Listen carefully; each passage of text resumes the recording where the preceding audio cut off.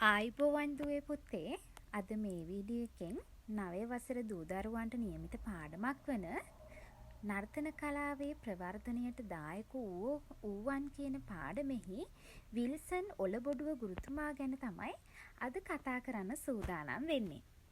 එතකොට දුවේ පුතේ මෙතුමාගේ ජීවන කතාව, මොවුන් කවුද, එතකොට මොවුන් ජීවත් වුණේ කොහොමද, මොවුන්ගේ තියෙන සුවිශේෂී හැකියාවන් මොනවද, ඒ වගේම තමයි ලබාගෙන ඇති සම්මාන ආදිය මොනවාද, කලාවට දායක වූ නිර්මාණ මොනවාද කියන කතා අපි දැනගත යුතුයි.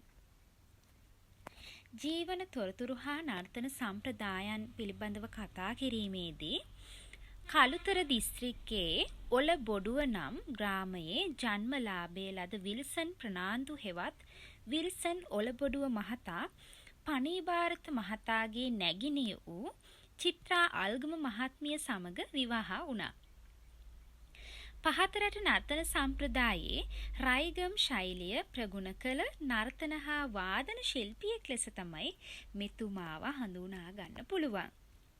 එතකොට දුවේ පුතේ සුවිශේෂී කුසලතා ගත්තහම නර්තන ශිල්පය මෙන්ම වාදන ශිල්පය පිළිබඳවද අති දක්ෂතා ප්‍රකට කළ මෙතුමා උඩරට හා පහතරට බෙර වාදනය මෙන්ම පෙර අපර දෙදිග විවිධ තූර්ය භාණ්ඩ වාදනය කිරීමේ දක්ෂතා දැක්වුවෙක් වුණා.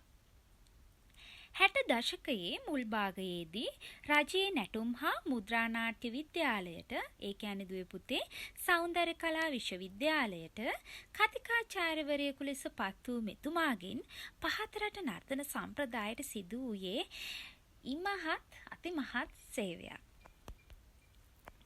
විධිමත්ව නොපැවති පහතරට නර්තනයේ හස්තපාද ක්‍රමවත්ව ගොඩනැගීම විල්සන් ඔලබොඩුව මහතාගෙන් සිදු එක් මහඟු මෙහෙවරක් වුණා.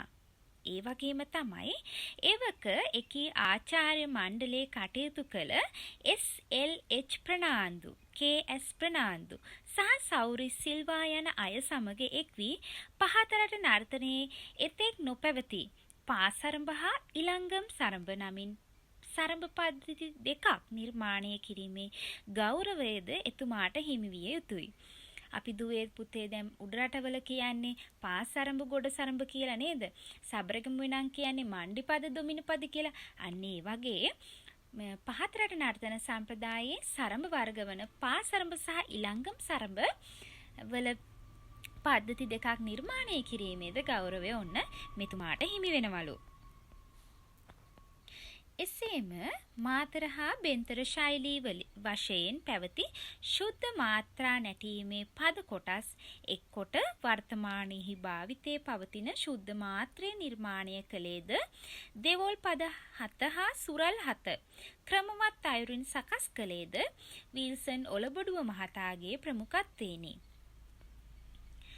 තොටුපළේ තිබූ පහතරට හුදු නැටුම මනා ලෙස වේදිකාවට සකස් කොට ඉදිරිපත් කළ ඔහු කෝලම් නර්තනයේ ජනප්‍රිය කිරීමට ජස ලෙන්චිනා නවාංගය සහිතව ඉදිරිපත් කළේය.